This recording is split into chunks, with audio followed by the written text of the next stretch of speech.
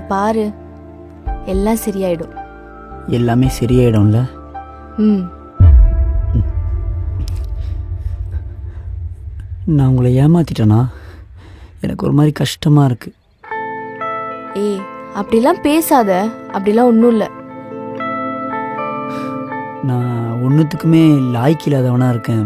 வேஸ்ட்டாக தண்டமாக யாருக்குமே எந்த யூஸும் இல்லாதவனாக இருக்கு.